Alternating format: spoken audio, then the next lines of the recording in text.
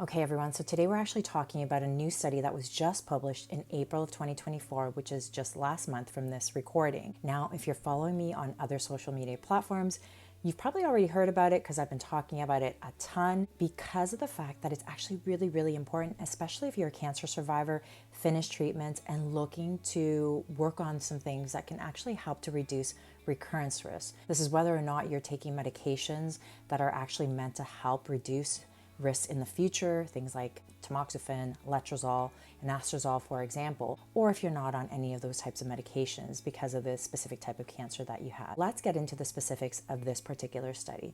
First of all, they took about 10,000 participants, cancer survivors who had already finished treatments, and asked them a bunch of questions. From that, what they gathered was that only 4% of those almost 10,000 cancer survivors were actually following the 4 guidelines set out by the American Cancer Society that we absolutely already know can actually help to reduce recurrence risks. What are these 4 guidelines? Number 1, make sure to attain and maintain a healthy weight. That's actually considered to be a BMI of 18.5 to 24.9.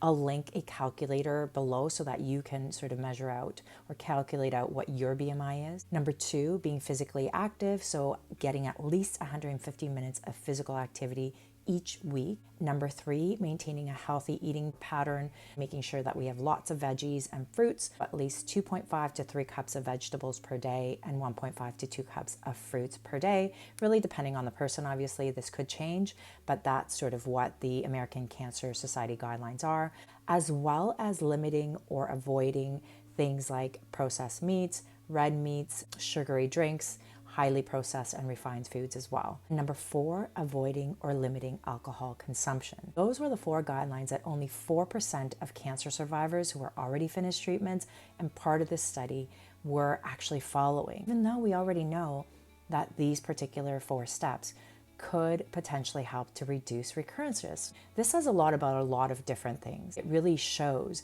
how big of a gap this sort of post-treatment phase actually is. This is something that I felt 28 years ago, and it's still sadly something that cancer survivors are still facing today. This gap between finishing treatments and sort of moving on into a healthier version of you. Let me share with you 2 other findings from this particular study. 72% were actually found to be meeting criteria for adequate physical activities. Majority of people were actually getting at least that 150 minutes per week. So know that 68% did not have obesity in this particular study. 12% ate adequate fruits and vegetables according to American Cancer Society guidelines. Only 12%. Why is this the case? There's a lot of things that could be involved. The knowledge is probably missing here, is understanding that a lot of these actions could be impactful. Lack of information on how to make these particular changes, lack of resources and support. There's so many different reasons as to why there's such a big gap and why the study is showing us some of these findings.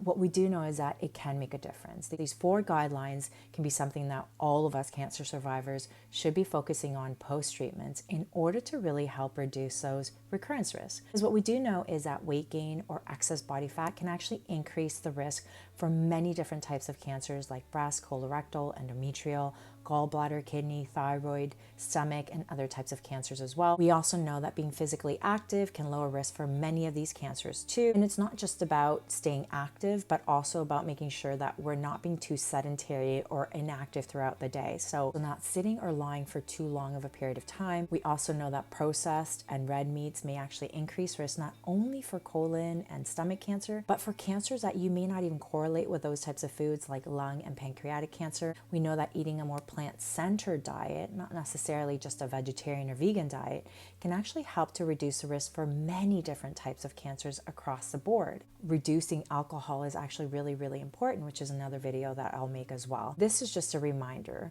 If you're finished treatment and you are not quite sure what next steps you should be taking in your recovery and prevention plan, these 4 steps and guidelines are actually really, really important in terms of reducing recurrence risk. Above and beyond that, it actually also helps in terms of expanding that health span that we all want to have. How healthy can we be for the longest period of time that we can be? That also is really important to me as a cancer survivor. I know that my quality of life is actually something that I'm really, really concerned about, and one of the reasons why I take actions for myself too. Check out my links below for any resources. I wanted to ask you a question. Of all of those 4 guidelines that were set out in this particular study, which one is the hardest for you to sort of follow, and why? Understanding that can actually help us to understand how we can cross those barriers as well. I hope this helps you, and see you in the next one.